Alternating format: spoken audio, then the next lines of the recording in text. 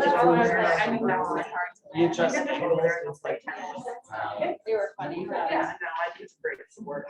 Good evening. Hi, everyone. I'm Debbie Burke, and I am Mercer Island High School, one of our PTA co-presidents this year. So welcome. We're really glad to see all of your faces, and we have some parents joining us online as well. So just welcome everybody. This is a great seminar. I hope that you are able to ask whatever questions you have, and truly the vision behind this is an opportunity to hear a little bit about the high school, and if you have any burning questions, to be able to ask those. We tried to find diversity and parents that are involved who have students involved in different activities and groups at the high school. So if you have any questions about those, so that's what we're doing. I'm going to start with a brief presentation, and then after that we'll have a chance for questions. So to start with, this is of course the front of the high school. Our spirit groups are there, and that's that roundabout as you come in. Okay, so first day of school is August 31st, 2022. That will be this fall. And I'm just going to cruise through some of these. Okay, some things to know. You may be familiar with this with being at IMS, but the MIHS, the website, and they're redoing it. So I'm going to briefly glance on this. Things aren't going to be in the same spot soon, so I'm not going to spend a whole lot of time on it. But there are some key things that are really helpful at the high school to stay in touch as a parent. It's moving from middle school to high school, it becomes much more student-centered, and it can be, as a parent, you're like, wait, what's going on?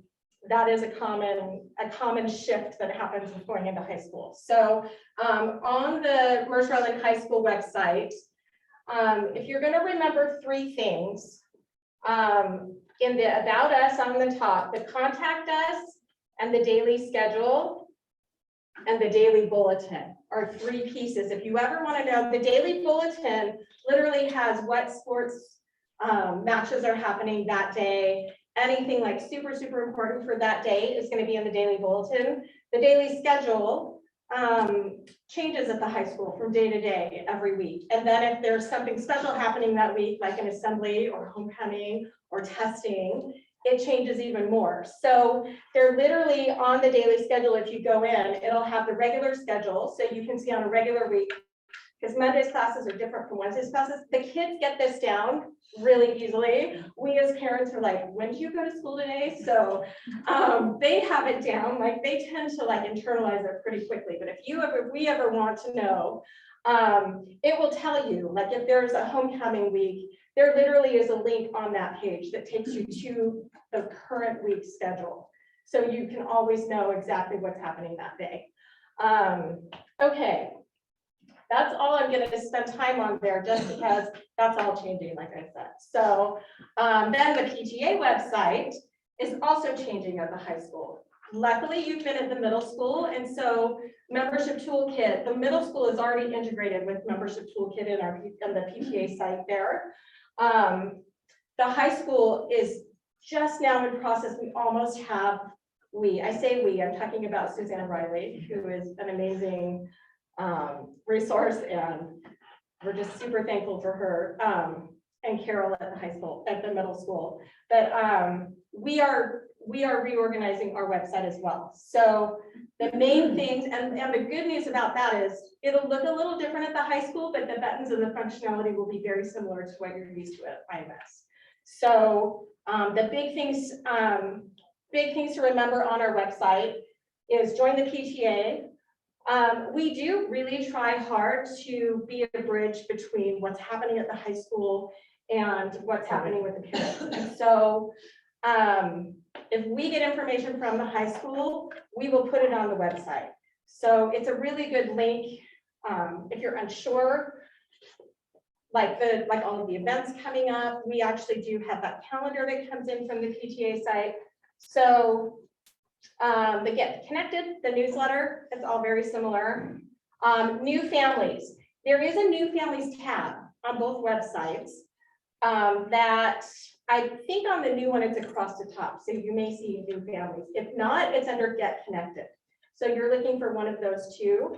In that section, there are several different, there's a new family guide, there's new family quick links, and then there's an MIHS 101. I will give a caveat that these were last updated in 2018. However, they are in the process of being brought to our current, to 2022. So we're bringing them forward with actual relevant. I think Vicki Puckett is still in there. So they are in process of being updated right now. So that should happen soon. But these are like really helpful for what do I want to know as a parent. Get involved, sign up to volunteer. And then these were the homepage. On the homepage, you're going to see links to, remember how I mentioned the daily bulletin and the daily schedule? We actually have links on our PTA site. So if you can't remember where those are on the high school site, if you go to our PTA site, there's literally links right there for you to access those features on the high school site. Okay. Okay, we can keep, and that's what it looks like right now, but it's going to be changing. So August, so this summer, planning for next fall as a high schooler. The front office will open in August. Last summer it was open all summer long because summer school was housed at the high school. So it was open all summer long. Traditionally it opens sometime in August. Sports packets are due in August for fall sports. That most of the sports that are in the fall have workouts happening in the summer. So if your 8th grader plays football or lacrosse or baseball or soccer or volleyball, whatever those are, most of those teams have practices and things happening, events happening during the summer. Band camp is a big one. We've got a couple band parents here. It's a really big program here at the high school. They call it Hell Week. And it's just a full long, it's all, the full band is out on that stadium for a week. And then sports has a similar sports hell week. So there's an intense period in August. A lot of this happens in August, and I know that can affect travel plans, and there's a little more flexibility when kids are younger. Sometimes if there's a tryout for a sport, sometimes that happens in August. So it's just something to sort of make sure if you have a child that's really into a specific activity, I would, before making travel plans, just double check those dates, because if they miss it, you don't want them to miss a tryout or something that's really important that may come up. And then in August, similar to IMS, we have Fee and Photo Day. And so that is organized very similarly. You'll come in, everything happens online right now. So you used to come in and everything was a piece of paper. We're not doing that anymore. It's all online, but then you come and you have a chance to go through, you get your picture, the kids get their picture taken for their ASB cards, and you sort of run through. There's several different stations, and the most important thing, and especially for the freshmen, because it will take, I know they're coming sometime this spring in the next few weeks to actually tour the high school. It doesn't all sink in one shot. So it's also an opportunity for them to walk through the high school and continue to get familiar with it. Okay, sports, you mentioned sports. We have a lot of sports at the high school. The WIAA sports, these are fall sports. We've got golf, boys and girls cross country, boys tennis, football, girls soccer, girls swim and dive, and volleyball. And then the non-WIAA or club sports, which are still coordinated through the high school. You'll still feel a connection of the high school with these sports. Their events are publicized. The kids will get information on that. There are links. They're just not sponsored by WIAA. So there is much more of a partnership there that you'll notice if you have a child that plays a non-WIAA sport. So this is fall. Winter, we have wrestling, boys and girls basketball, gymnastics, boys swim and dive, and then co-ed ultimate frisbee. And then non-WIAA is co-ed ultimate. Why is that in both? That might be a typo. I think it's in 9. I could be wrong. Okay, so this one, just do a red line through that one. So those are, and some sports are tryout, and some sports are everybody makes the team. So there is truly something for everyone. There's a huge variety of interests in our sports set. Okay, so those are winter. Spring, we have baseball, softball, girls golf, track and field, boys soccer, and girls tennis. And then non-W club sports. Is everyone okay if I switch and say club sports? It's really hard to say. Boys and girls lacrosse, which I don't know if anyone's keeping up to date. Both of those are headed to state like right now. So girls water polo, girls badminton, and girls ultimate frisbee is in the spring. And then we have our year-round cheerleading and drill team are truly year-round. They start in the spring and then they literally roll into their next season, and it's pretty much a full year-round commitment for those. And these are both tryout sports, and they happen in April. Like one's right before spring break traditionally, one's right after. If you have a child interested, so tryouts for this coming year have happened. But just to give you a heads up, so drill and cheer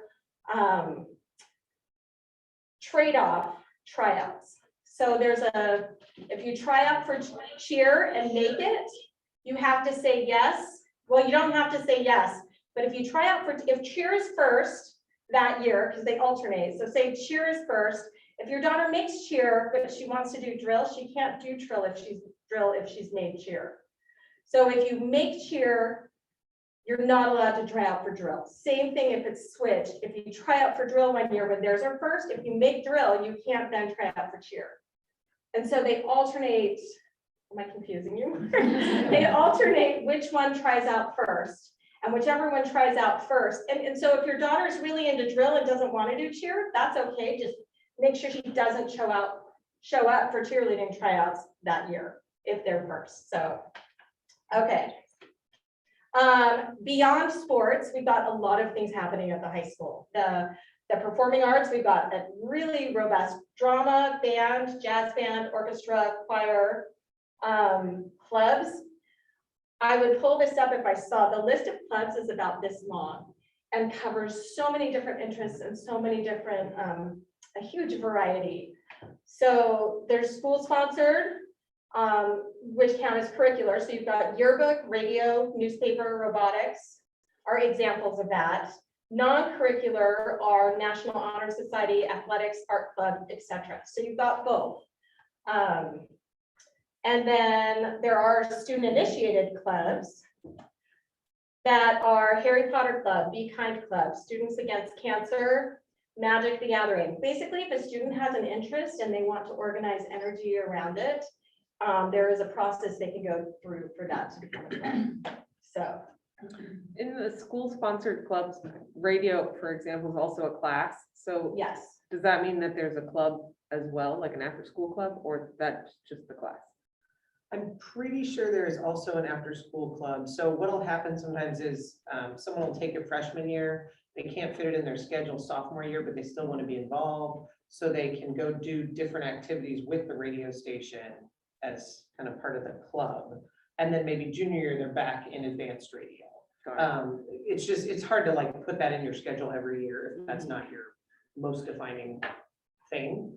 And so I've seen kids kind of move through, but they can stay involved with the station and what they're doing regardless. Cool. Okay. We're going to give you a tour. CREST, I don't know if you've heard about CREST, an alternative pathway to graduation. Some of the most innovative, creative, amazing teachers at CREST. Like, you can't say enough amazing things about the programs over there. So if you have a student who's looking for an alternative pathway, this is highly recommended and really great quality with CREST. Okay. CREST is an alternative pathway. It's over by the administration building. So it's an alternative, it's got alternative classes. So like, after classes or is before? I'm sorry. Are those after classes or? It's during school. It is a school day. There are alternative classes that a student can take. And in fact, there's some like, there's horticulture. So if your child is not a biology or chemistry student and they want an alternative, CREST offers some, you don't have to take a full schedule over there. There are some classes over there that meet those requirements.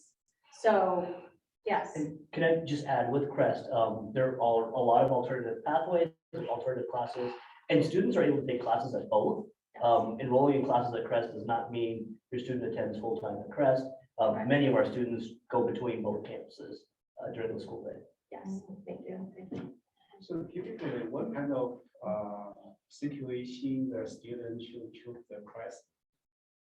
What situation are students in? Yeah, is there like a mainstream of the students taking this, or just like a few students taking these courses? Overall, I think we have somewhere around 300 students who attend classes at Crest throughout the year. And it can be depending on the types of courses they're taking. So, horticulture is an example where that student would take a class at Crest. It also depends on kind of their own comfort level. So oftentimes it's a conversation with the counselors. When you go through and have a conversation with the counselors, if students, share some anxiety about, kind of the traditional schedule, the day, a lot of times with Crest, you'll find that you might be in smaller class sizes and you might get a little bit more direct instruction and time with the instructor. So it really varies. I don't want to say that there's, a certain type of student that needs to attend, Crest. It's based on a variety of needs, and I definitely have conversations with the counseling team. Yes, thank you. Okay, we are going to do a virtual quick tour here. So drop off and pick up. You all came in. This is so much easier than it was last year with virtual, because you all were able to actually come and drive to the building. So those who are here, so as you came in here, there's visitor parking. This is staff parking on this side. And then you continue on into like right where the main entrance is. This is the drop-off loop. And the drop-off loop just takes you right back out the other side. If you come in and park in visitors parking, you then go out the other side. So they're one-way venues in and out. So this is what it looks like. This is the building, this is the entrance where we came in. And then this is the drop-off loop here that we're looking at. There's a flagpole. And this is so where my hand is visitor parking right here, and then staff parking is on that side. So we're looking here, these spots here are administration spots. And then this is the entrance to the high school here. I was gonna mention those spots are often full. Maybe you're gonna mention this. Yes. And part of the admin building just down the walkway. Yes, thank you. Okay, so as Michelle mentioned, visitor parking is not so easy. And that is very true. It's difficult to find spots for everybody. And I just want to add, for any of you who really are new to this area, like meaning the high school area, you cannot park on the street around the high school. Like, you can't go into the neighborhood and park in front of someone's house. It is off limits for parking for adults, for kids, for the people who live there. The only street parking is that one strip where all the high schoolers park by St. Monica's. So you really do need to either find visitor parking, or on occasion, we get permission to park in the loop if it's things like PTA meetings or evening events where we aren't disrupting traffic. So. Yes, and in a normal year, they do open. So for special events like assemblies and things where many parents may be coming, they will put signs out, because the school does contact the city, and they do open those up for big events where lots of parents are coming to the school. For street parking. Yeah, So for you street, can- that street parking is opened up temporarily. There's usually signs, even if there aren't signs. If there's an assembly or something big at the school, know that those side streets are available. Just, they are usually really good about the signs, but I will say they coordinate the big events for the city. So, okay. So you'll literally see, there's literally like numbered spots that say visitor parking. And then the admin parking, as we mentioned, and there's signs there that say do not park here ever. And that's true. Don't park in staff parking. So the ones that are numbered, and so visitors is here, the staff is all the rest of this lot. So, and all of the rest of the lots are designated as student lots, and they have to have like special permits. You may have heard of, what's the parking called? Is it parking? What's the row, the parking for underclassmen? The strip? It's the strip. Yeah. Yes. You may have heard the term the strip. So if you don't get a parking spot, which is usually there are just enough for seniors, a few lucky juniors sometimes get in for those parking spots, but the strip is that road. There's 42nd, and then there's the road that goes straight down by St. Monica's and past the library. That is referred to as a strip, and any underclassman that does not have a parking permit in one of the student lots, those cars you've probably driven by, that's who's parked. I know they're parked literally all the way out to the library sometimes. So that is where everyone else parks, for lack of a better solution right now. Okay, MIHS tour. Jen McClellan is going to, she has the most fabulous analogy. So I want her to share. So I'm also a teacher as well as a parent. We had 4 kids go through the school district, and I need to have visuals when I give tours to explain it. And Mercer Island High School, when you look at it, it's like a rabbit warren. Where are classes and how does this work? And the best way I have found to describe it is it's a fork. So if you think about it, the handle, and I'll have Debbie be my Vanna, the handle is the library, which is where we are right now at the top of the, oh, nope, library, there you go, library right there. And the commons, boom, and then the gyms. So that's the handle, that's the hand right there, right? And then there's 4 tines, just like a fork. And this is where, you know, when your kid says which classroom they're in, they actually make sense, sort of. The 100 hallway is at the bottom, 200 hallway up, 300 hallway, and then the next one should be, but it's not, is the 500 hallway. I know, stay with me. And then the back, along the back where it's connected, that's the 400 hallway. So when your student says, you know, I have typically science is in the 100, science and math, 200 and 300 are a mix of a whole bunch of things. And then the 500 hallway is all our fine arts. So if they say where their classroom is, you can generally sort of visualize where in the building they are. Is this posted online somewhere? We don't post the map online for security reasons. You're saying we should be taking a picture of it. You can. There is, I think there's hard copies by the office. I think you can grab one on your And way during out. Fee and Photo Day, even though your child may not want to be seen with you, feel free to Yes. come as well. And Especially you are welcome to yes. wander the hallways Or as much as you send them like. off and come and do it on your Yeah. own, if they're really, Yeah. yes. Because it is really helpful to see. I'm on my 3rd child coming in. I actually have an 8th grader also. So I'm in your boat, I'm in shoes with all of you as well this year, but I still am learning different things about the high school, so.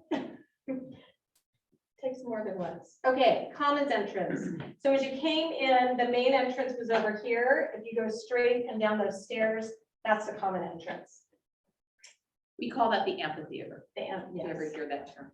And Yes. usually. Do you know where's the mosh pit? And the doors during the day here are usually locked. You have to come, well, okay, let's keep going because it all sort of flows. So this is the main entrance. And then where we all go in during school, this was unlocked tonight, but while school is in session, the vestibule entrance is the only one that's open. So, and that's just the entrance here, the vestibule entrance is right on the left. And so you come through here and then they let you into the school. Very similar, again, to the way the other schools do. And you do need an ID, right, to check in?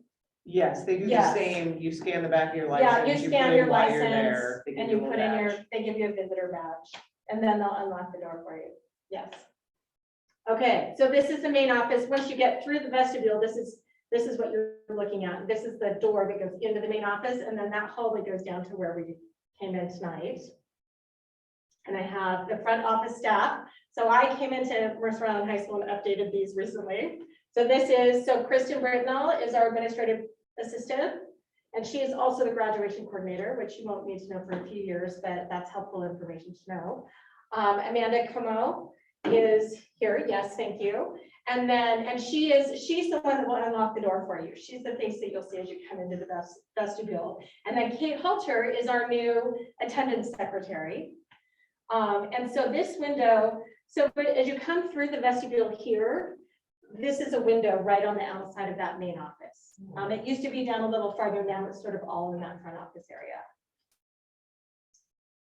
Absences, so that's then bigger, so you can see that there's a giant attendance on top of it, so it's well marked. If you have planned absences, at the high school we do what's called a WAMO. That means your kid comes ahead of time and says, I'm going to be gone And so there's a note ahead of time, and then they give them a form that they're supposed to take to all their teachers. If they have an away game that's an excused absence or a planned college visit, doctor's appointment, those types of things. Unplanned, you can send a voicemail, you can email, or you can send in a written note. So there's several different ways you can communicate with the office to get that excused. And don't panic. We've had a million orthodontic appointments and I've like not done the whammo and, you know, we call in Yes. an email and it's fine. So Yes. if So your if child you- forgets the whammo. on a Yeah, particular if day, your it's okay. child, if this step doesn't happen, you can always do this. You have like 7 days, I Yeah. think, after. And they're super helpful. They are very, yes. Okay, and then we have the front, here's the front hall. This was already in, I will say I did not add this slide, but there it is. And then this is like walking through. Okay, so we have our principal, Walter Kelly. I happened to get this shot at their first outdoor assembly this year, first assembly, and it was outdoor at the stadium. So this is him, so you can put a name to a face. He has 2 years, like this is, I mean, his 2nd year with us at the high school, and give him a lot of props because he literally came in right when everything shut down with COVID. So, so he's having an opportunity to really sort of get a feel for things, which, and it's been great. Okay, next we have our associate principals. We have Erica Hill here. Yes, thank you, Andrews. And she is our 504 coordinator. She does ASB clubs and attendance. And we all, well, you'll get to this next. Each student has an academic counselor based on your last name. You also have an administrator that you can go to based on your last name. So Erica Hill is A through I. Nick Wold is on the left there. He is ASB activities coordinator. So both ASB, but different pieces of ASB. Athletics, CREST, facilities, and CCR classes. And he's your main contact if your last name is J through R. And then Lisa Dean is in the middle. And she is special education and assessment, and she's a Senate lead. And then also last names of S through Z. That's them. Okay, ASB fees. We've mentioned this a couple times. Pay those online. You used to write all the checks. Just take care of it online. And there's a couple reasons for that. But ASB fees at the high school are like, they need those ASB cards. Actually, the students need them to enter the building if they come in after the start of the day. Also getting into home games, they get into all the home games free with those ASB cards, and then they also can get into visitor games for the student rate. So those ASB cards are actually really helpful. If there is a dance, they use those to purchase tickets for different things. You can pay course fees, athletic fees, and library fines. All of those are online through your family account through Skyward, or not through Skyward. It's actually in In touch In receiving. touch, yeah. In touch receiving. Thank But you you. use your Skyward login. Yes. And so you access it through the MIHS website using your Skyward password. There it is. You also, it's really great because if you say, I have 3 kids at 3 different schools, did I pay that? You can literally go in and there is actually a record of your receipts and your past transactions. So you can see physically if you have paid, did I buy this student a yearbook? I can't remember which kid I paid for this for. It's all in there. So that's really helpful to keep track of purchases. And then the ASB office, and it's Valerie Perrine is there. And she's, as you go past the attendance office, if you're heading down the front hall, these are like, she's on the left. So you'll see her right on the left after the attendance office. And the ASB office also manages student activity budgets. There's a really big shift from middle school to high school in student-centered activities and student-led clubs. And you'll hear that a lot. Students plan homecoming. It's a student committee. It's not PTA. And so as parents, we take a huge back seat once our kids get into high school and they become the front. There are advisors and there are programs in place to help them be successful with that.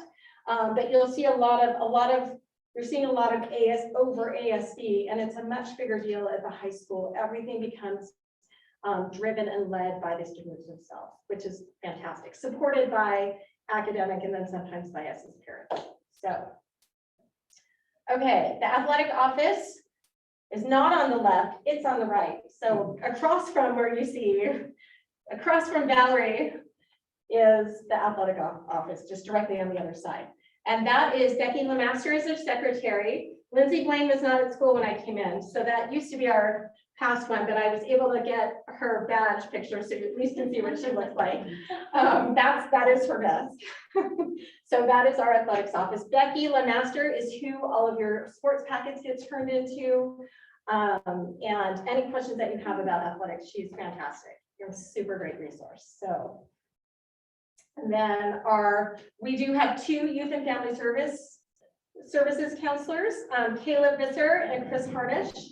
And they are located, the R&R room, it's the resource and referral room is what it is. And they are right next to the athletic office. So all of this is right out in that front hall area as you come in. They're on the right next to the athletic office.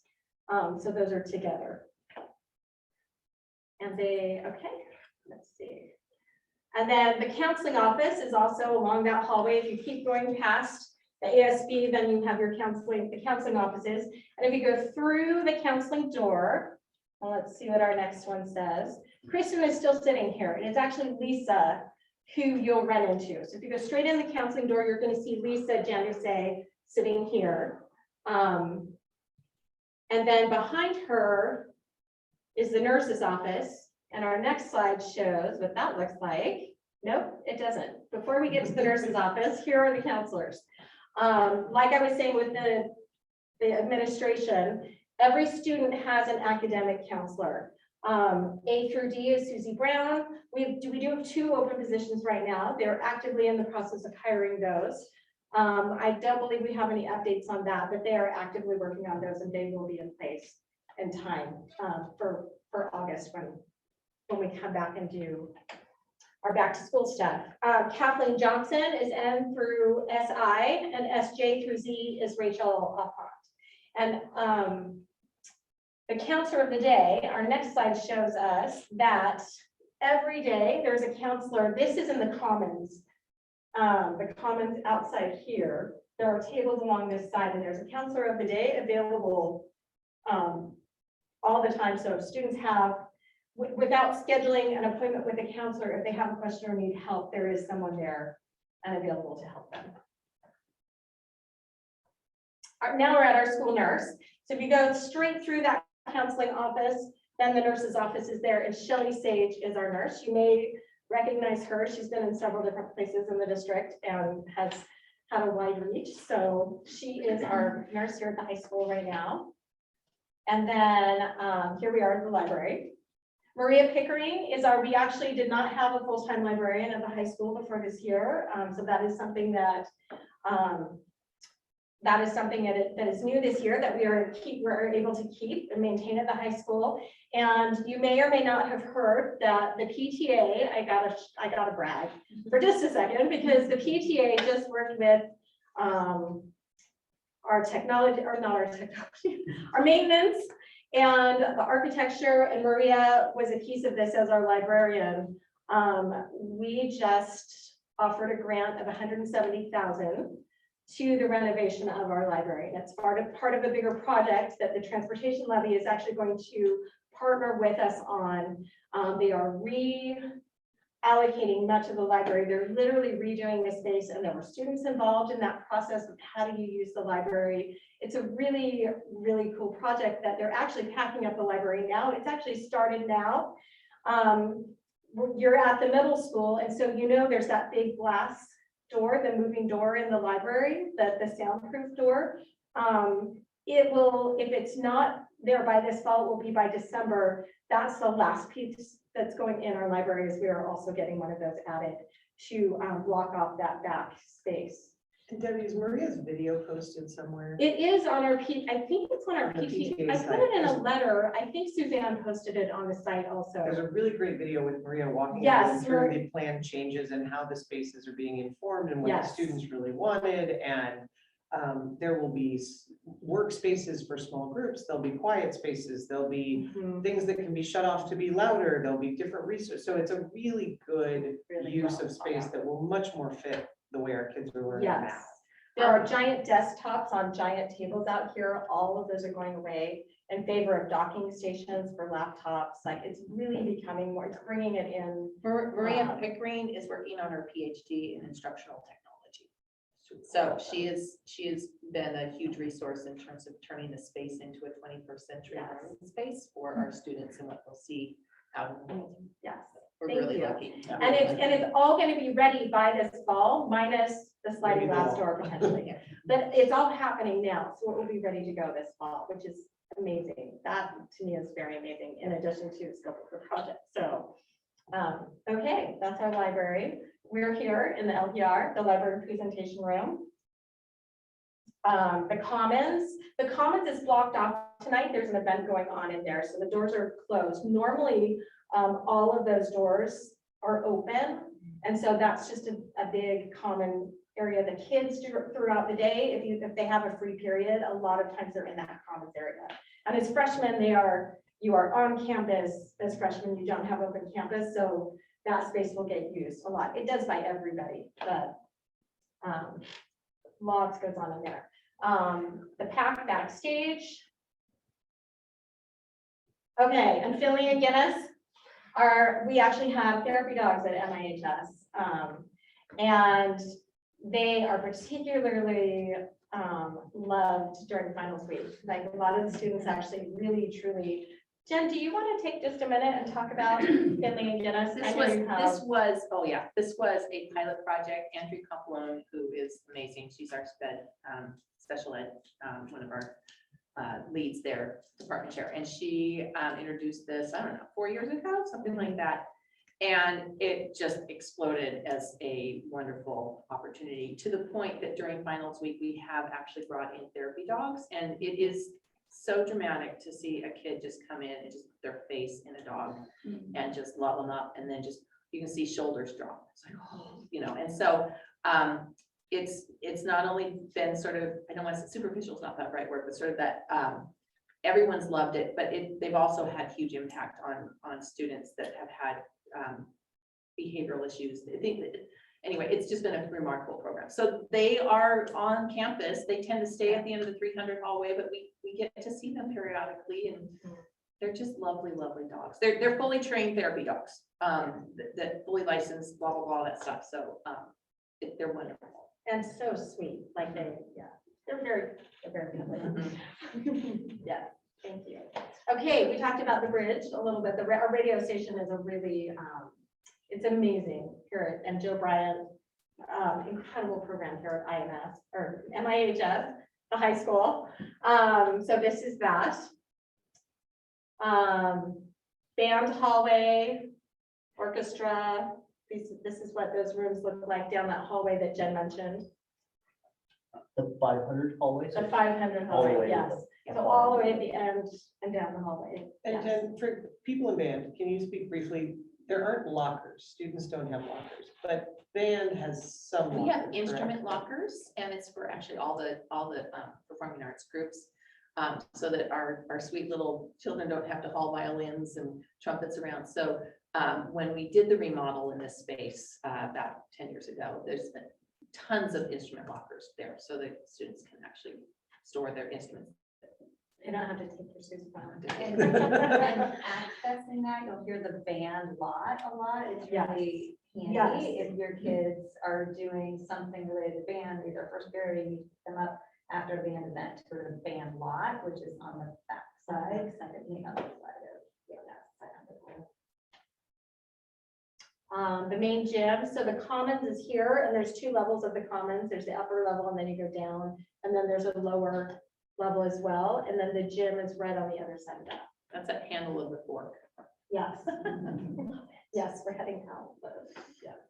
Our fabulous security team, Marcus Tibbs and Kelly John Lewis, they are much more than security. They are so actively involved with the high school. I can't say enough, but you'll see when your students get here. They just are a very integral part of the high school. And then we come to our parent panel. And so we have, why don't I give everyone just an opportunity to introduce yourself? the names are here, but I'll let you introduce. Jen, let's start Oh, with I'll you and start then with just come down. Stephanie, so pleasure, I'm so glad you're here. I'm so excited for your main graders to join us here. So Jennifer McClellan, my husband and I have lived on the island for like 20 some odd years. We've had 4 children go through the entire school district, kindergarten through 12th grade, and so I owe so much to every teacher in this entire district that they put up with McClellan children. At one point, I can't remember, I think it was Miss Frisch, she was like, another one. So there were 4 kids. And then I think I volunteered enough that they finally just hired me at the high school. So I actually teach at the high school, and I'm in the business and marketing pathway. So I'm involved with those courses, and then I'm DECA advisor, which Kelly John Lewis is the best chaperone to go on. He's going on every trip I ever go on. He's just terrific. But then I'm also the band manager for the whole district. So 5th through 12th grade. So generally people don't know who I am, but they know my emails. I bother people all the time. So that's what I do. And I guess my other job is I'm the CCR coordinator, college and career readiness coordinator. So I manage all the courses that we have 7th through 12th grade that have any sort of career element or skill element. So it's AP computer science, horticulture, all the business marketing, AP, photography, blah, blah, blah, all that stuff. So I'm involved there. And I have met Jen through band. And if you do even half of what you do and everything else other than band, I'm like amazed. I don't, you must not sleep. Because she is like rock star. I love being here. I love everything about this space. So I love it. I'm Stephanie Kormlu. I am our incoming PTA president with gigantic shoes to fill. I have a freshman in college who went to the high school as a freshman, then went to a boarding school. I have a current sophomore, and I have an incoming 9th grader. So he's an 8th grader right now, and buddies with many of your children. And I'm just super excited. I think it's a great way. Today is about you guys asking whatever questions you want to ask, even if they seem odd, inappropriate, weird. Like, ask what you want to ask. That's the best part of the conversation. I'm Heather Kurt. Our family has lived here since 2006, and our oldest started kindergarten and graduated in 2019. He's now a junior at UW. And our youngest will graduate this year, and he's heading to Ireland for college in the fall. So both of my kids have been part of the band program since 5th grade. And for them, that's been, I would say, the best part of their experience coming through the school district here, and particularly high school. The opportunities that they've had, the friendships, the trips that they've taken with the band, it's been a huge part of their social life and the community, and also for us as parents. To be able to participate and go on some of the trips. So if any of you have questions about band and what that's like, happy to answer some of those. Hi, my name is Michelle Ritter, and I have a sophomore at the high school and a 6th grader at IMS. We've been here about 8 years, and my kids, I think, are not in the traditional sports and band, so I kind of have a different perspective of how they've gotten involved and found their groups of friends. So if you have questions about that. And I also am really involved in Mercer Island Parent Edge, so I can speak a little bit about our programming there too that is here to support parents. Great. And I'm Sherry Blumenthal. I have a freshman in college and a current junior at the high school. We have been here since 2009. I am on the PTSA board this year, and I was last year as well, VP of Operations. I'm also on the Mercer Island Schools Foundation board, so it's kind of fun to see where dollars are going. My kids were involved. My oldest was involved in tennis, and he also actually, along with a friend of his, started one of the business clubs. So that was actually fun to see that kind of get up and running in the middle of COVID. And then my younger son is very involved in band and also is on the swim and dive team. And I'm Debbie Berg. I'm a current co-president of the PTSA this year. So I'll be past president last year. I have a sophomore daughter who just finished sophomore year of college. I was graduating senior this year, and then I also have an 8th grader coming into the high school next year. And so we've done, my older daughter was really involved in drill team. And she did a lot of she did photography. She took a lot of like the fun sort of AP. She took some classes at Bellevue College. So we have experience with that. And then my son was sports motivated, and so lacrosse and football. So we have sort of that piece of it as well. So let's open it up for some questions. So we want to know what can we help you with? How can we, what would you like to know? We'll open it up for questions. So I have a question about the sports. You mentioned the August, and you have some training, some activities starting. So when start, because they're from the 8th grade, right? They are not in the, they are not registered yet, right? So when they start the registration and when we can see the schedule of the August. Okay, so do you mind if I ask which sport it is? They're all a little Swimming and like, swimming and diving. Okay, does anyone know for girls, I specifically? think they're, Girls for the fall, I think from your slides, you fall, they have their activity starts. Yes, girls are fall, yes. So on the high school website, since we don't have someone on the panel with that specifically, there is on the athletics page, you can click on swim and dive and it will take you right to the coach to get connected. There are. He's showing it right behind Boys you. swimming. Boys or or girls? Oh, Girls here we swimming, go. let's- Yeah, girls are on fall. Fall? Yeah, they're the fall sport.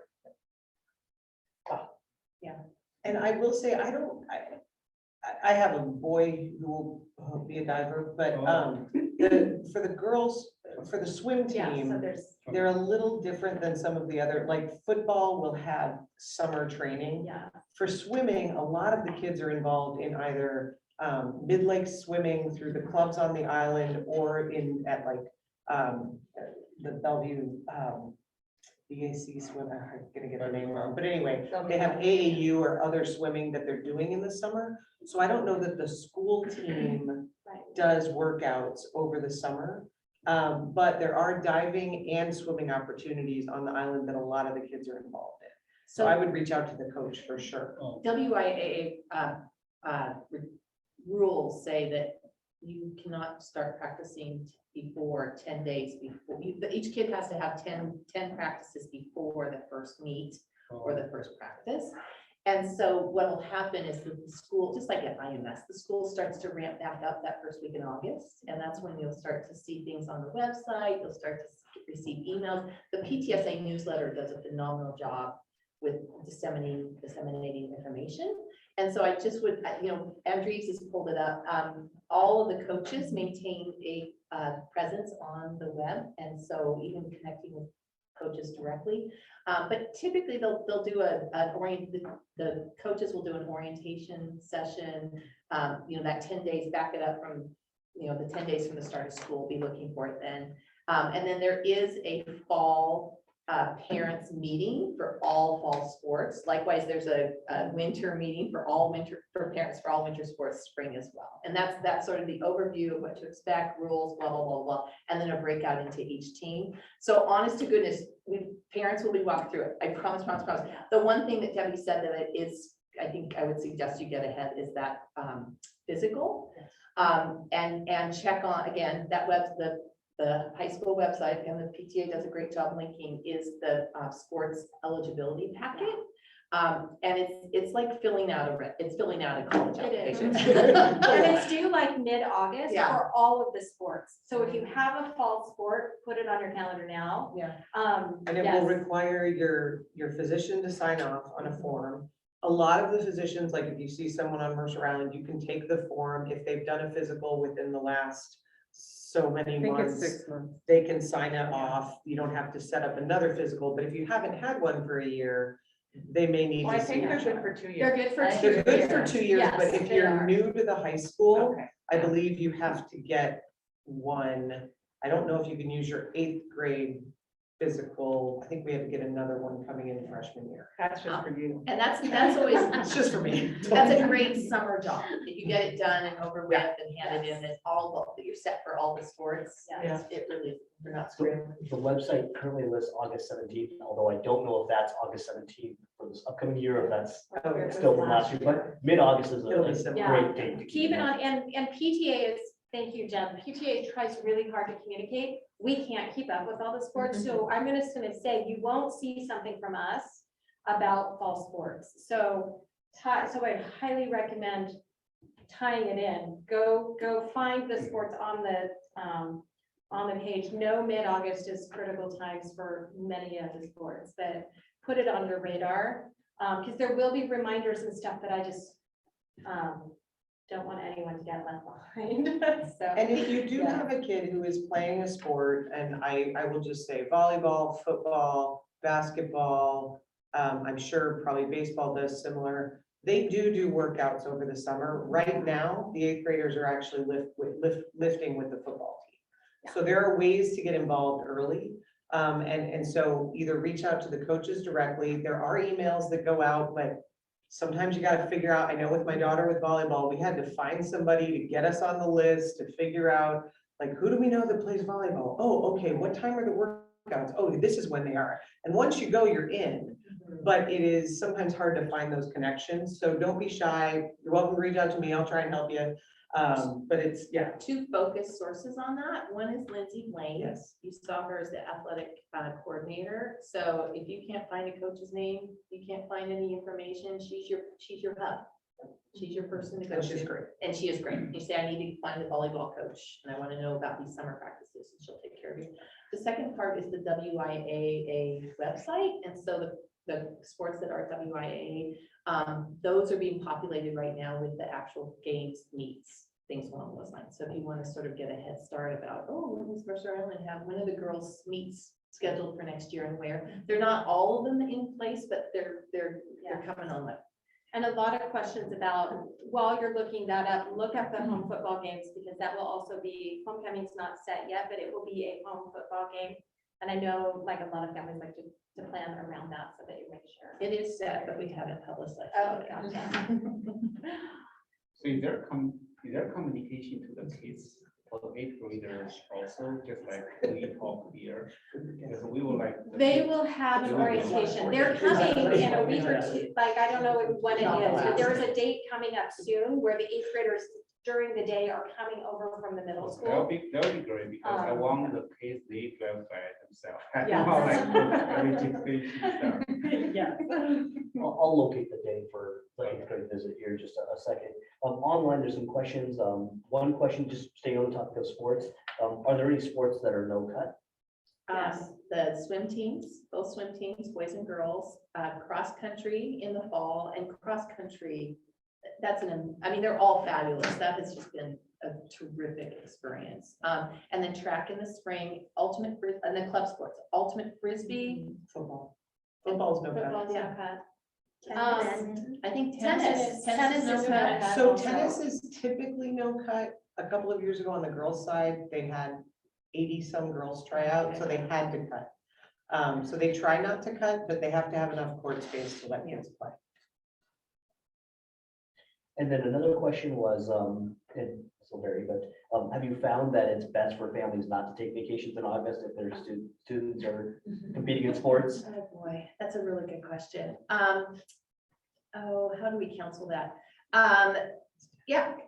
I would wait at least until you know what your schedule is for the activity your student's interested in. And there is a 2-week dead period from WIA, which I will try to look up. I forget, I think it's late July, but I'll try and look it up because they have sent it out. Where your student is not, your coaches are not allowed to interact with the players. And so for that dead period, that is when a lot of the coaches are like, that's a great time to go away if you can work it. So I'll find the dates. Coaches and band directors and anybody else that has summer activities, nobody can require it, right? Nobody can say you have to be here. And in the case of no cut sports or band or something, can't say you can't be in band. But there absolutely is an impact. And it's an individualized student impact. So if your child's not there and this is generally really focused practices, whatever they are, your child just misses that. And there's consequences to that. And so that's just something to be aware of. You can still take vacations, but just be aware there are consequences to that. And if there's really- a tryout is when you really, like, if you have a tryout sport, you don't want to miss those tryouts because there's not a way to make that And there's really fun bonding. I know band does a great job of this, where during some of that summer stuff, the seniors will kind of mentor the freshmen, or they'll help them get to places, or they'll go eat meals together. And it's a lot of bonding that means a lot you walk into school that first day in the fall, and if you have been doing practices for 2 weeks coming in, you have a very different day walking into that school, knowing the band, knowing your team, whatever it may be. That's just it's a great thing for confidence. Absolutely.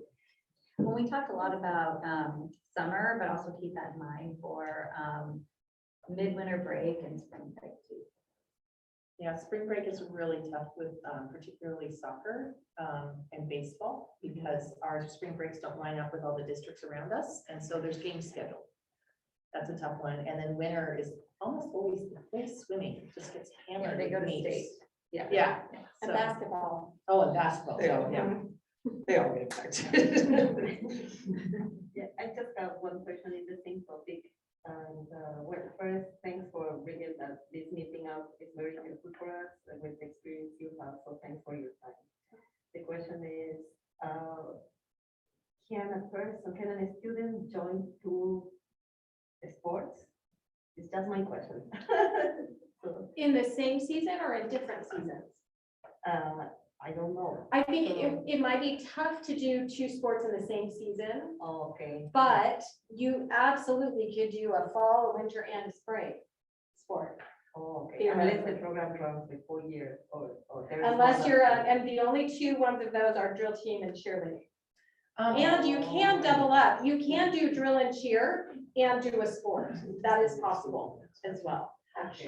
The overlap that does happen is typically between our clubs and our band, our academic clubs and our band and sports. So that's where you see kids double up. And it's, the goal is always never to put the student in between two adults, between a teacher and a coach. But it's a balancing act. And how just the hope is that if it's a game or if it's a performance or competition, like a DECA competition, then those are prioritized. If it's a practice, then that's a secondary commitment. So for instance, if the girls have a swim meet on that day and there's a band practice, then the swim meet is prioritized. So that's how it's meant to roll out. And so it can balance.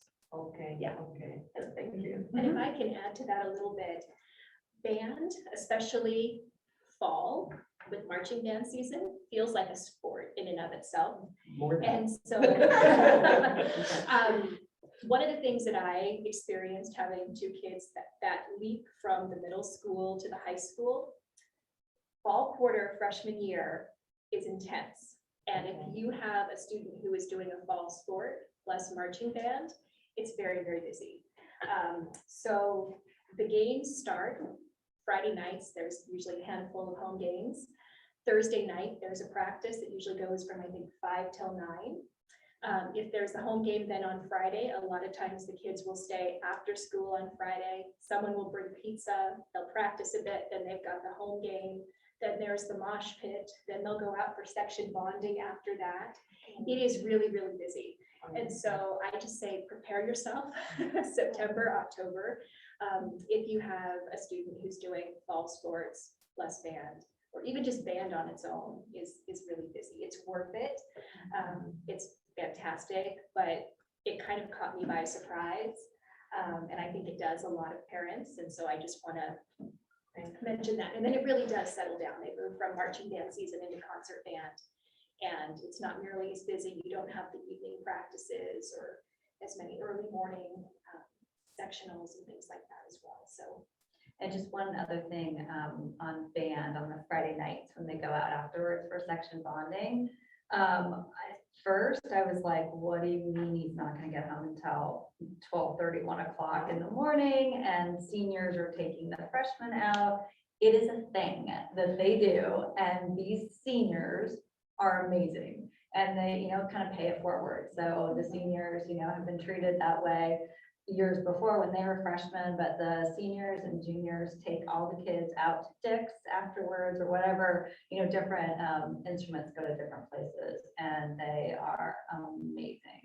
And I've never heard of drinking, and the kids always make it home safely. So it's just something that we kind of just need to trust that these kids are responsible. And they have been. I have not ever experienced or heard about a bad experience. So you know, you have to. I just want, and I could go down to the fan as well, but I want to stress, and you all are here and you're wonderful parents because you're here. I think that one of the real tricks to success in high school, and I don't care any high school, we always talk about academics, but is to help support your student to find their space. So whether it's athletics or whether it's radio or whether it's band or whether it's orchestra or choir or any of the clubs or anything like that, something that's theirs, that they own, those are their people. And that, honest to goodness, is the trick to help them be engaged in the school. And whether it's Crest, it doesn't even matter where they find their space and how you can foster that interest and then support that interest and how can we make it work. Those are the kids that get across the finish line with flying colors. So. Jen, you're touching on a topic that many questions are coming up in the chat, so I'm gonna segue a little bit. Please do. Before I do that, I'm hoping you give me a 30-second answer. One parent asked, with some of the larger instruments, the middle school has instruments that the school owns that stay in the school and students leave their instruments at home. Yep. Is the high school We similar? have the exact same thing, and the story on that, Scott McClellan played French horn, and so we rented a French horn at home, and he had it at school. And when I had to finally turn in the French horn, this is why I can't believe they invited the McClellans back. When we had to turn it in, he's graduating senior year, I said, we need to hand it in. We went down to his room and it was buried in the back of the closet, underneath like a pile of clothes. I'm like, did you ever practice? No, never practiced, but lived in our house for 4 years. So anyway, yes, we same thing with cellos, our basses, everything. There's an inventory here at the high school as well. Perfect.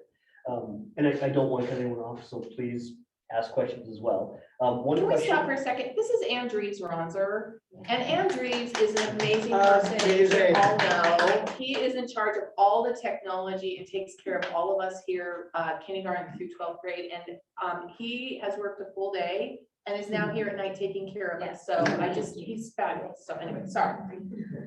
So at the middle school, we have our web program, where everyone belongs. Is there something similar here at the high school to help integrate our freshmen? That is, help me with the name. It is the Link Crew. Isn't the Link Crew in the fall? So there's lots of things along those lines. So the more formalized ASB is our leadership class. Those are all our ASB officers from all 4 classes, and they are tasked with creating the climate that's inclusive and everybody has a space. And so they're the ones that run the assemblies, but they're also doing spirit weeks, which are ridiculous when you see everyone in their pajamas, which is the best day of the year. So the leadership class does this, but our Link Crew is the formal group in the fall, the first day of school, the first 2 hours, and I assume we'll do the same thing, is just the incoming 9th graders have the school to themselves for those first 2 hours with the Link Crew, which are upperclassmen that help walk them through the schedule, help do some icebreaker activities before the rest of the school arrives. So those are a couple examples. We have, there's lots of other groups, what's the friendship circle? There's so many clubs and groups that their whole goal. We have this new, the DEI group that's so amazing. I mean, there's so many student voices for change. There's so many groups. I'm a bazillion years old. I had a great high school experience, but I just like how gentle it is. I don't see, maybe I'm naive. I don't see hazing. I don't see, people are just really, really sensitive and cognizant. This is the kids. This isn't just all of us about being kind to each other. And there's a lot of support for that here. And because so many clubs because they're all student driven, it is a great way. Like I have very different, I had a volleyball, radio, I have Sporty McSportington, and I have robotics, dive, like Dungeons and Dragons. They're all going to find their place. And because the clubs are so open and because they're student led, they find each other and they're like, oh, I like this, I'm interested in it. They go talk to the club they have different assemblies where they can go meet, and learn about the clubs and sign up for things, and they find their people. And I think it's just a culture that is a really great place as the kids come in. Yes, so I don't see the debate club actually in the slides. But I do have a question about the debate. Do you think that it's manageable for having the like sports like swimming plus the debate? I was gonna add, I think the opportunity at the high school is there's so much to explore. And I think, especially with your freshmen, the important thing is to say, what are you most interested in? Because if they get over involved, you will find your child is tired. They will say, how do I do all this with homework? I mean, we're finding students talking about, I don't even have time to eat dinner and take a shower. And so we love that our kids are involved, but I think one great activity is to sit down and say, if you're gonna sleep 8 hours, which is optimal or more, this is how much time you're in school. So this is how much time you have. So if you have 2 hours of practice, you have 2 hours of homework, you need to eat and take care of yourself and relax. So being really realistic about what you can do. I think everyone gets so excited and sometimes we get too far ahead, especially that freshman year when they're still adjusting to everything. So not that I mean, there's definitely a lot of kids who can do it all, but a lot of kids think they can do it all, or parents are so excited about them getting, and then your child falls apart because they just cannot keep up the rhythm. So I think it's an important conversation, and maybe I have one that I can share from, we had a group out of Stanford called Challenge Success speak at a Parent Edge event, and they talked about like being really realistic, like your kids also need downtime to hang out with friends and figure out what this high school thing is all about. So that would be my advice, is have them look at the clubs and say, okay, pick one and not 10, because then all of a sudden you've got a kid who's the vice president of one, treasurer of another, is on drill team, and is also in like AP and honors, and then they're like, I can't do this all. But it's sometimes after they're so committed that everything kind of starts to fall apart. So I think what you said definitely makes sense, but at the beginning, in the first year of the high school, maybe the kids do want to try like more than one to see like which one is really like here and drop the other one. Yeah. Is there like on the website somewhere I can find the information about, for instance, the debate club, how many hours per week they have to invest, they have to, I don't know if there's that level of detail there. We do have a debate club. We have our mock trial just went to Mock trial, state, yes. and they did really, really well. So again, back on the Mercer Island High School site, there is a space for, Go to students Clubs. and then ASB clubs. It's not gonna look like this. yeah. But, but under the student section there is, and then, so, yeah, but under, let's see. and many of the clubs you can just So check you- out once, and if and it's then not on the left, something there's that fits you, listed you try active something clubs. different. Yeah, and then here, so if you scroll down, you'll see, like, you know how I said it this long, like we're in the Fs. These are all of the clubs. And I know specifically for debate, I think there's 2 levels of debate. If you want to go big and be, pretty involved, there's one level. My son was doing both mock trial and debate at one point, and he decided he wanted to go the lower debate to not put in as much effort, and then ultimately decided mock trial was for him. So they're super flexible. As long as you communicate, they're pretty flexible. This might be a quick question because the answer might be no, but do you know what is happening with transportation next year? I know that there has been Metro and there has been school buses and. Do you want to answer? happen You to can know? answer. So we previously did have a contract with Metro to provide transportation on the island. I believe last year, we did not renew, it just wasn't Working out. financially viable long-term, and I do not believe that there's a plan to reinstate. Okay, so are there school buses? Yes. Yes. Okay. So transportation, yes. Transportation, it just came back in-house, basically. Okay, okay. So, and the transportation, if you go to that transportation page, You can Segway, find that out. you Okay. can plug in name and grade. They actually have an interactive Yeah. map where you can put Okay. on Yeah. your We site. just made it K through 8 without any bus transportation. So now.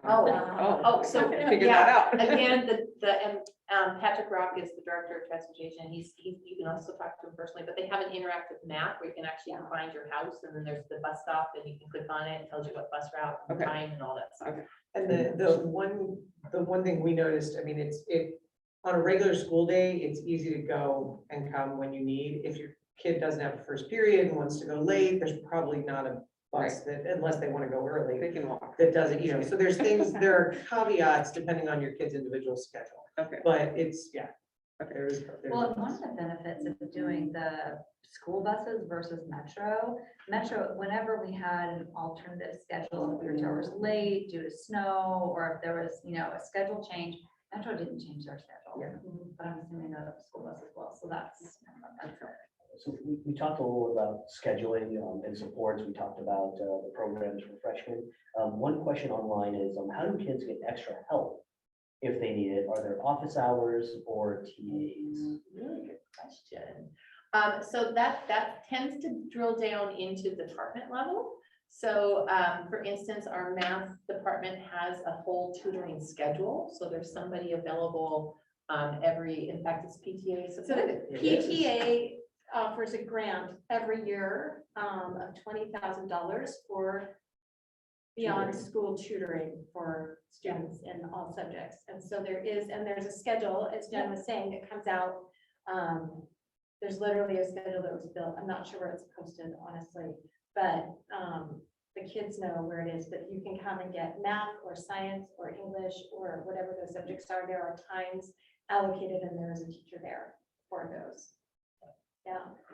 And I would also say, at least in my kids' experience, when they have had a specific question or issue on a particular unit, conversations with your teachers do a great thing. And I would just encourage your kids, as much as they possibly will, to communicate with their teachers, talk to their teachers, advocate for themselves, get in that classroom and say, I need help in this, or, oh, I got my test back and I don't understand why I got this grade. Like, I don't know what I did wrong. So I have found, by and large, every teacher incredibly willing to spend time to go over things with kids. You will get gently pushed back. Sometimes. If not the kid, not the kid. No, the parent.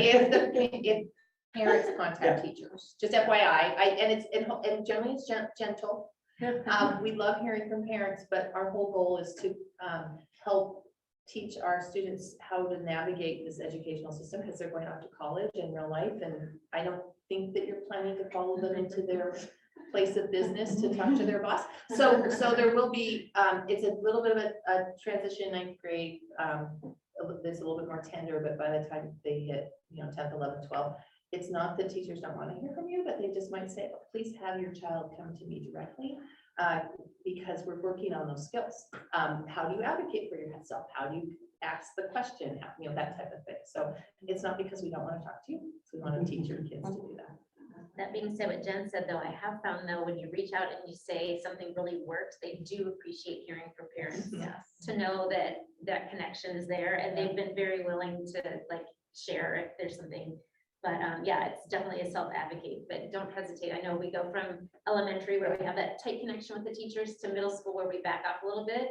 And then at first I kind of felt like once my son was in high school, oh, I'm not supposed to know the teachers at all. And I thought, I still want to know who they are, because you really just get a glimpse. So even after curriculum night, just send them a quick note saying, I'm looking forward, just making that personal connection, I think helps, so that you feel like if I have to reach out, this teacher at least knows who I am. And there are some programs that are heavy volunteer needing, like our business and marketing DECA program needs lots of parent volunteers, band, of course, orchestra does. So there are places where you absolutely can get your fingers into the school. Well, and every sport has its own booster club, so there are many out there. And your PTA occasionally asks for volunteers. We do. I just have a quick question, just to piggyback on the ownership on the student, which is fantastic. What I've been really impressed with IMS is the communication. There's a weekly communication that kind of links, and so you can just gently support your student by asking. And is there any type of communication like that pushed towards the parents, or no? So the daily bulletin is a great way to go look at what your kids are hearing about for that week and that day. Walter does send messages, PTA sends messages, but they're not directed in the same way. I do love that middle school format. Yeah. It's a really great format that they've come up with. We're not quite as hands-on in that sense, but there are ways to find out what's going on. And for bigger issues or bigger events, usually the school will have communicated, be it Walter or Lisa or one of the other, something, and then you can kind of say, hey, are you going to this, or are you aware of, and have that conversation with your kid. But the daily bulletin is another great way to just kind of see the snapshot of what they're hearing about for that day or that week and what's going on at the school, and then you can sort of have those conversations. Oh, did you know there was this? Did you want to participate in this? And I think that's helpful. I would also just add, just similar to the middle school, Schoology is the learning management platform here. And our administrators, our instructional coaches, our teachers will also send out messages through Schoology. Mainly directed at students. But parents are more than welcome. We provide parent accounts for Schoology. So that's another way to stay in touch. And you can go into the individual classes and see, what's assigned. And for those of you who don't know, and Andrew, you may be able to walk them through, there is a way that you can set up your Schoology account so that you get notifications. So that you don't, I know some parents look daily, and I just get a notification if there's something like way past due or a notice. So you can actually set up a notification. In the top right corner of your screen, you'll see a bell, and you can set your notification settings. So I get an email when something I think is like 7 days past due, and I'll just say to my son, hey, did you know? And he'll be like, yeah, I'm working on it.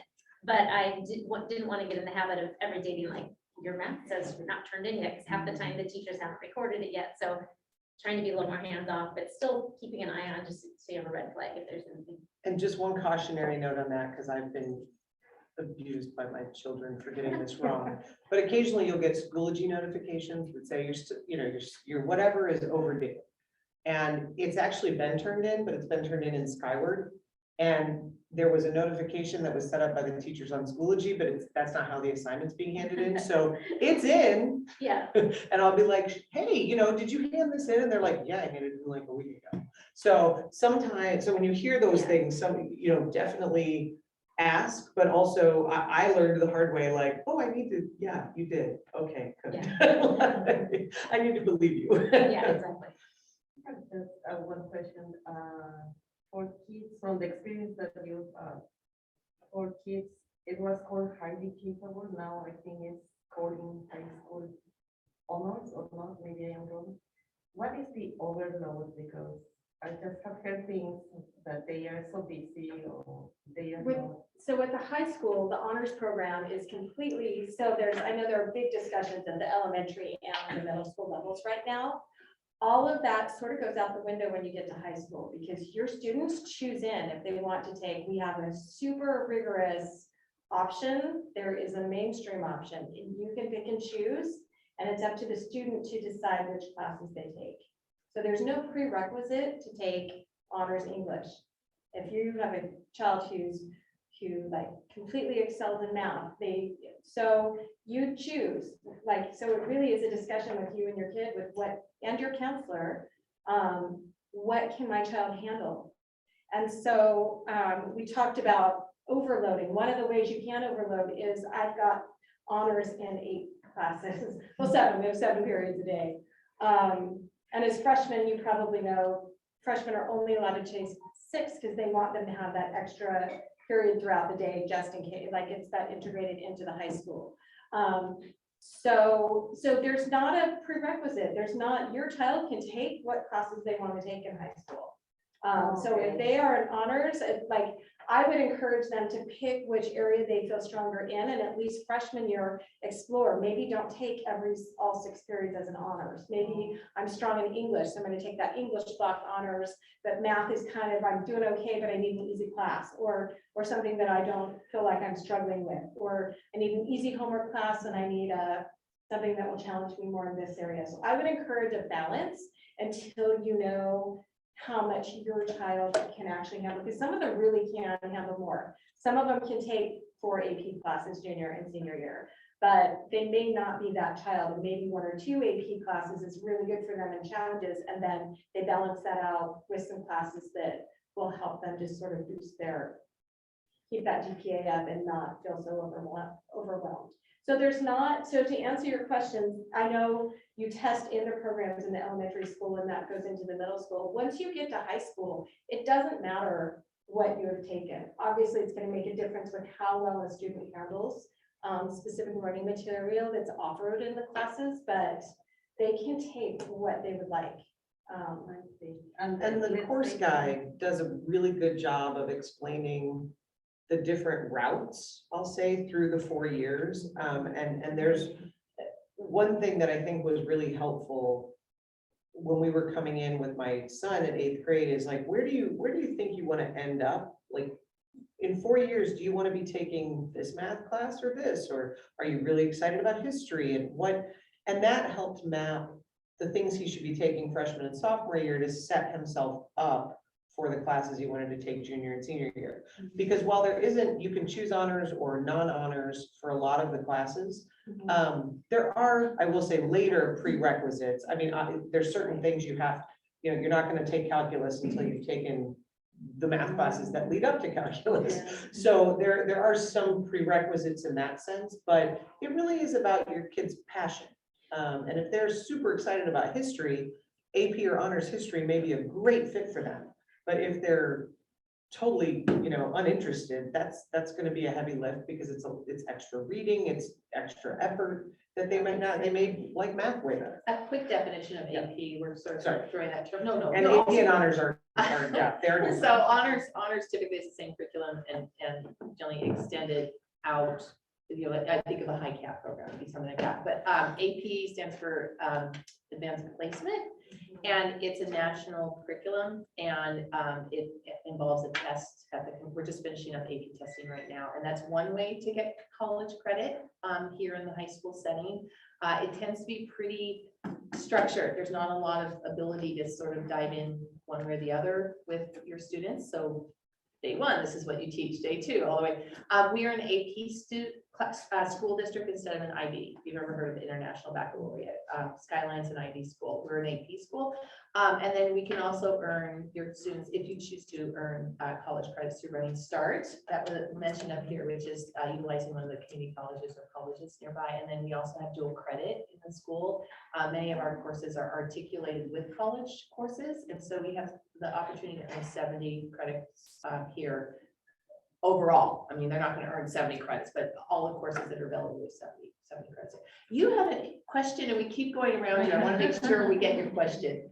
So I have two middle schoolers and one of which coming in as a freshman. And I thought IMS did a really great job at the beginning in the 6th grade, that they were somewhat separated from the rest, and they didn't feel so intimidated by the 7th and 8th graders. And now they feel very comfortable, obviously.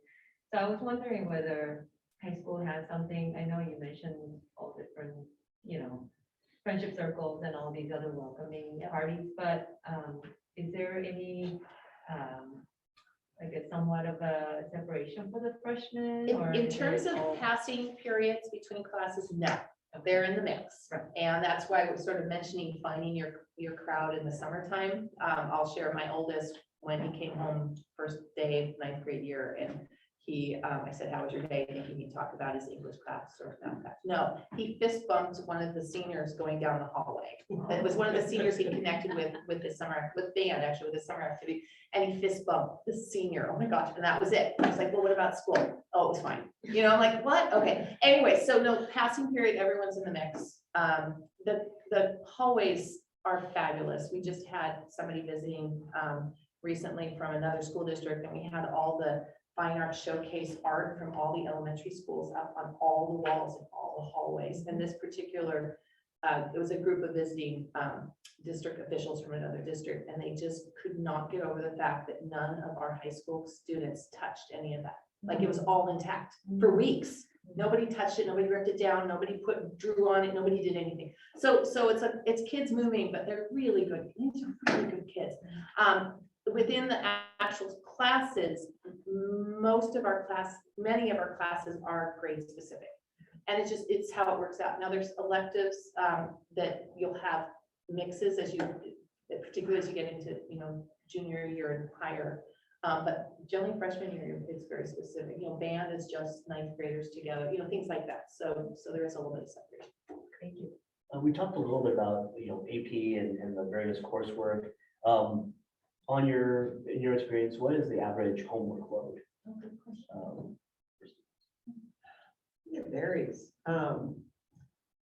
There are days where I feel like my son has no homework, and there are days where I feel like he could be doing homework for a very long time. I will say, it has never felt like it's been overwhelming.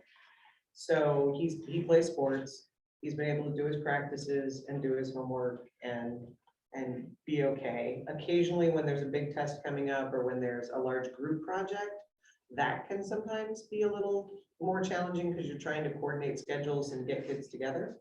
But by and large, day in, day out, it's been fairly manageable. But he's a sophomore, there's much more to come. Junior year is tough. And there's one class that stands out to me freshman year. So there's a world history that there's an option to take a year-long honors class or a one-semester class. They're very different in terms of the weight. My older son took the year-long honors class and was also playing tennis and marching band fall quarter his freshman year. And it was like, holy moly. I mean, we were not the type of parents to be up at midnight helping our son with his homework. In that class we were. And he made it through the year and he really enjoyed it and he learned a lot. But I don't think he understood when he registered for it, what that class entailed. I was gonna mention, Stephanie, I think made a good point. The, under the counseling tab on the website, there is the MIHS course catalog. And I don't think I found it until midway through my son's freshman or sophomore year. There is so much information about what Running Start is, what is an AP class, what is an honors course, descriptions of all the classes, the ways in which you take the classes. And if you print that out and kind of highlight it and have your student go through and say, what courses look interesting, it's a great foundation for your 4 years because you kind of have a plan. Yeah. And I wish that I had thought of seeing it earlier, but since it's online and I didn't think of printing it, so highly recommend that you find that it's under Michelle, you said counseling? under counseling, under departments and services, under counseling, and then it says, it might be under registration, and then it's MIHS course catalog. Yeah. And so if you remember in college, you get that course catalog that has everything you need to know about drop ad, who your counselors are, like, it's kind of like the website. Remember we used to have printed materials? It's kind of like the website printed. Very It really helpful. has a lot of information. Yeah. It's great. I felt kind of silly when I found it. I was like, oh, I should have known this was there. I don't know why I didn't find it earlier. I think I used the one from like 2017, 2018. I have it printed out and I'm still using it. Probably true. Well back. We talked earlier about how the daily schedule at the high school changes frequently. On the website, there is this button for the daily schedule. One parent asked about a open period. They had heard that there's potentially or possibly a period where students wouldn't do not have a course, and they asked what that typically looks like. So we're really lucky, and thank you everybody who voted yes on the levies. The district is funded from the state for 5 class periods. That's how many class periods we get funded for, and the levy that we just passed in February actually pays for those additional class periods at the high school. So we offer 7 class periods. Most other high schools across the state just have 6. They can pull us 6. And so that gives our kids a lot of flexibility, both for graduation. You have to have 24 credits to graduate. So you can see if you have a 6-period day, you're going to be, there's no flexibility. But it also allows our kids to take more electives. And then it also allows them to have a drop period. So a student needs 24 credits to graduate, period. So if they take 6 credits each year and pass them all, then they can have a drop period, 1 empty period every year. Most students will take a drop period their freshman year, and then the rest of the time they're fully loaded.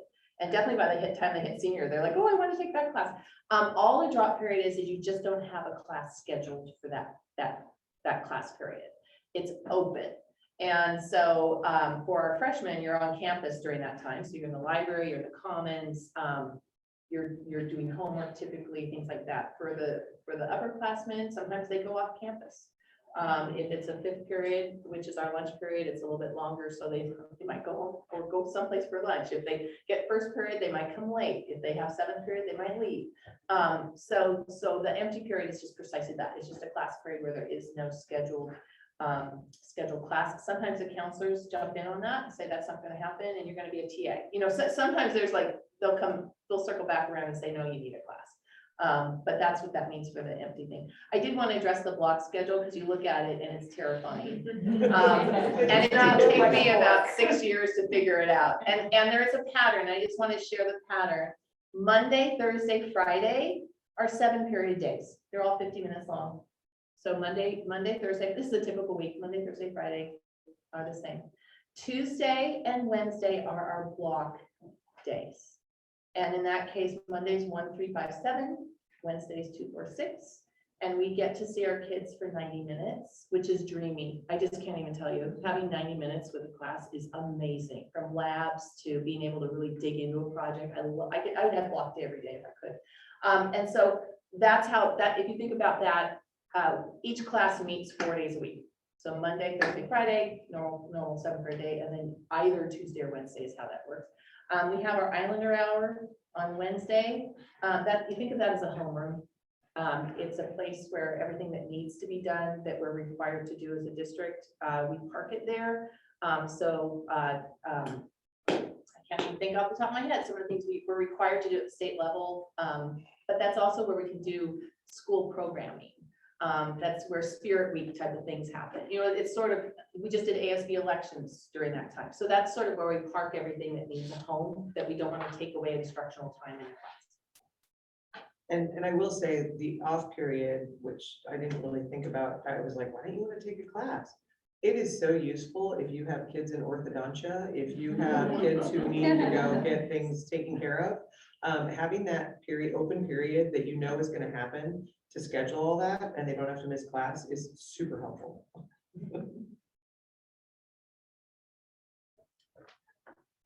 Online, there was a couple questions that I just answered through the chat myself, that I wanted to share with the parents that came in person. One question was, what college counseling is available to freshmen? And I just shared that all of our freshmen complete a high school and beyond plan during their 9th grade year. They work with counselors.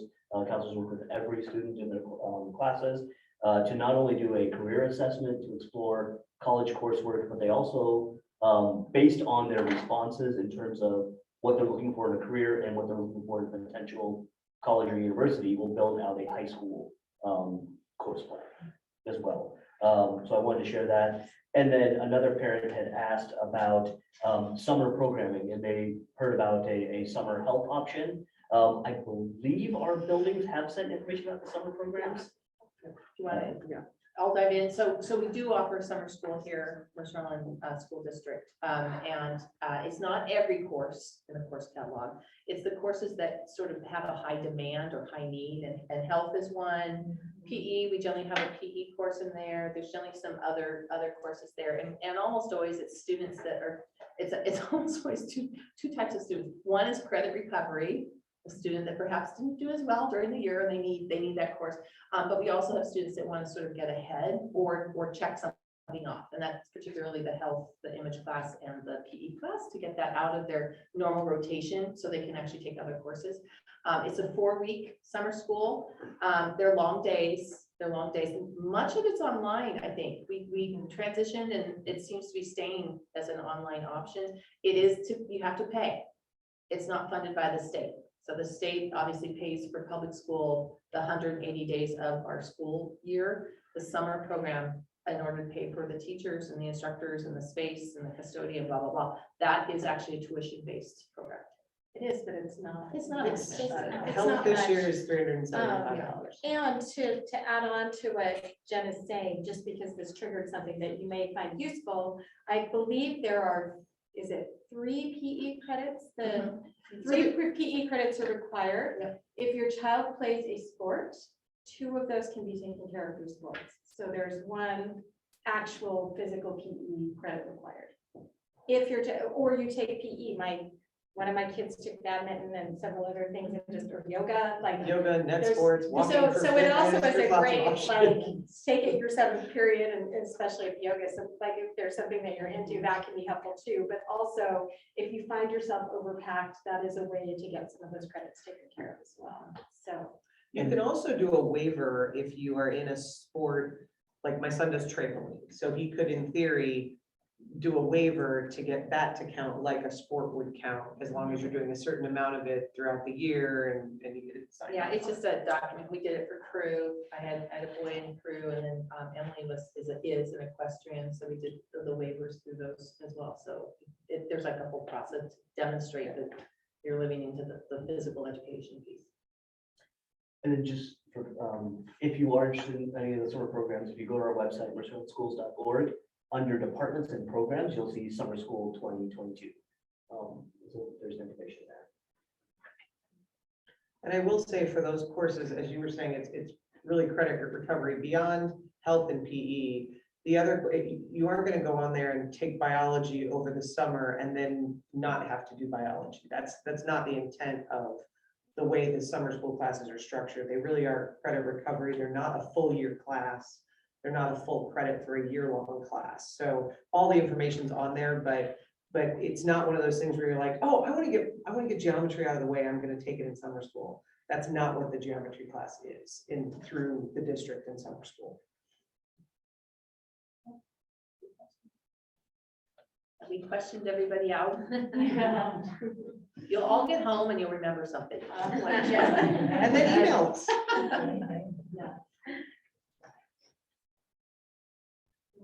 Well, thanks for coming tonight, and we're really glad to have an opportunity to meet some faces and to be able, if you have further questions, we are truly here. So please feel free to reach out if there's anything that we can help with, and we will all be seeing you. I will be seeing you with the 8th graders. So Stephanie.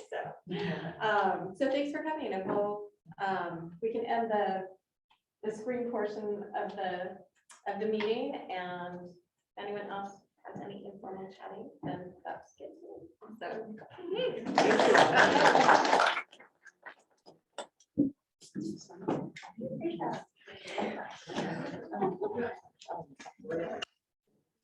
Cheers, Jen.